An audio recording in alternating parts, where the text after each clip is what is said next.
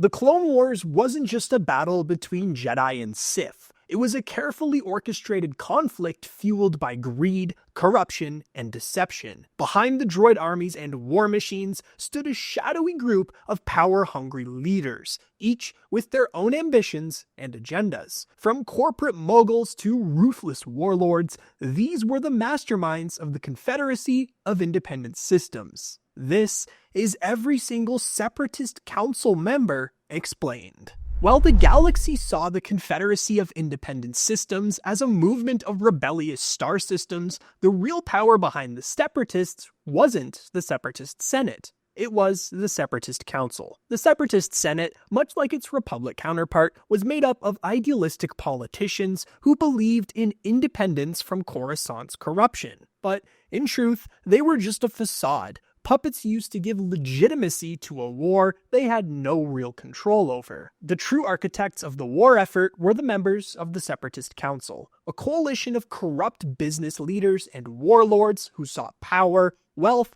and dominance under the guidance and manipulation of Darth Sidious and Count Dooku. These weren't freedom fighters, they were opportunists, each leading massive organizations that fueled the Separatist war machine. Their corporations supplied droid armies, starships, and weapons, ensuring the war dragged on as long as necessary for Palpatine's ultimate plan to unfold. Despite being members of the Council, they were also willing to maintain deals with the Republic. To such companies, the coming Clone Wars were a chance to make money off of both sides. In fact, many of the corporations that supported the Separatists also held seats in the Republic Senate. However, in the end, they were nothing more than pawns in a greater Sith conspiracy, doomed to betrayal when their usefulness ran out. Now, let's take a look at the most powerful figures in the Separatist Council and how they shaped the war. While the Council controlled the Separatist war machine from the shadows, it was Count Dooku of Sereno, also known as Darth Tyrannus, who served as the Confederacy's public leader. A former Jedi Master turned Sith Lord, Dooku used his political charisma and military brilliance to rally entire star systems against the Republic. He was the face of the Separatist movement, but his ultimate loyalty was never to the Council. It was to Darth Sidious, the true architect of the war. Then there was General Grievous, the supreme commander of the droid army and the terror of the Clone Wars. Unlike Dooku, who handled diplomacy and strategy, Grievous was a blunt instrument of destruction, leading the war effort from the front lines. A cyborg warlord with a personal vendetta against the Jedi, he hunted them down across the galaxy, wielding their stolen lightsabers as trophies. If there was ever a face for the corporate greed fueling the Clone Wars, it was Nute Gunray. As the Viceroy of the Trade Federation, he was one of the most powerful figures in the Separatist Council and one of the most short-sighted. Gunray's hatred for the Republic stemmed from his personal vendetta against Queen Padme Amidala.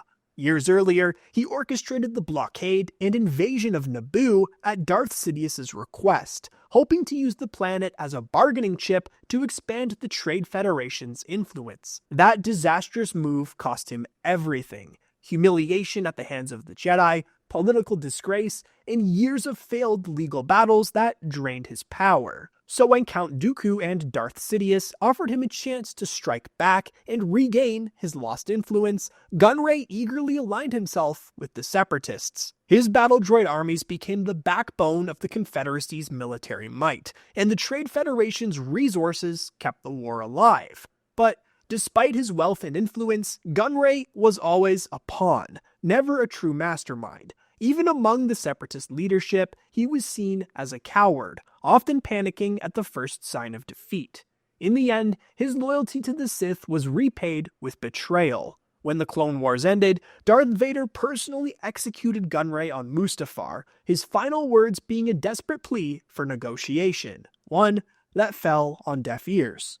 His blind ambition and greed had built the Confederacy's war machine, but in the end, it didn't save him. Gunray was also often accompanied by Neimoidian aides, most notably Rune Hako. He held the rank of settlement officer and was often more logical in comparison to Gunray. If the Separatist Council had a walking embodiment of industrial greed, it was Wat Tambor, foreman of the Techno Union. Unlike some of his fellow council members who sought revenge or ideological independence, Tambor's motivations were far simpler: profit. As the leader of the Techno-Union, he controlled the galaxy's largest arms manufacturing and technological development syndicate. Under his leadership, the Union produced cutting-edge battle droids, starships, and weapons, making it an essential pillar of the Separatist war effort. His factory worlds, including the heavily fortified planet of Skakel Minor, became vital to the Confederacy, ensuring a steady supply of advanced war machines. Tambor's influence wasn't just financial. He was directly involved in military campaigns, personally overseeing the brutal subjugation of Ryloth. To Tambor, war was simply a business opportunity, one that he ruthlessly exploited for personal gain. Yet, like the rest of the Separatist leadership, he failed to see the bigger picture. He placed full trust in Count Dooku, never questioning the Sith's true intentions. When the Clone Wars ended, Tambor fled to Mustafar alongside the other Separatist leaders, believing he was safe under Darth Sidious's protection. Instead, he met his end at the hands of Darth Vader. Poggle the Lesser was the Archduke of Geonosis, wielding significant influence due to his control over the planet's vast droid foundries. These factories were pivotal, churning out countless battle droids that formed the backbone of the Separatist military. Poggle's alliance with Count Dooku was instrumental in the early days of the Clone Wars. He hosted the initial gathering of Separatist leaders on Geonosis, solidifying the Confederacy's formation. His planet became the launchpad for the war, with the First Battle of Geonosis marking the conflict's onset. Beyond his industrial contributions, Poggle played a critical role in the development of the Death Star. He provided the initial schematics for this ultimate weapon to Count Dooku, setting in motion the creation of the galaxy's most feared battle station. As the war progressed, Poggle faced setbacks, including the Republic's temporary occupation of Geonosis,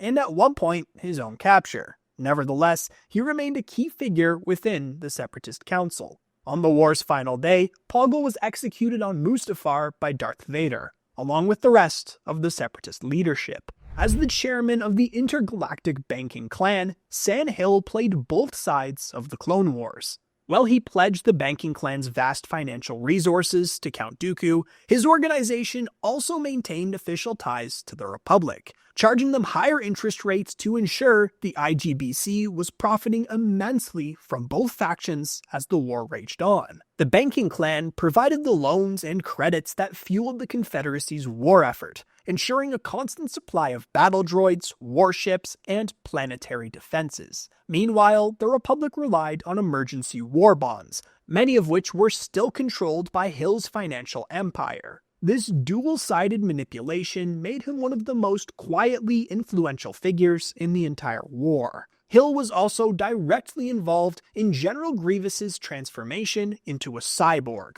which we covered in a previous video. In the end, San Hill's wealth couldn't save him. Like the rest of the Separatist Council, he was lured to Mustafar under the promise of protection, only to be executed by Darth Vader. With his death and Palpatine's rise, the banking clan was nationalized under the Empire, marking the end of its centuries-long financial dominance.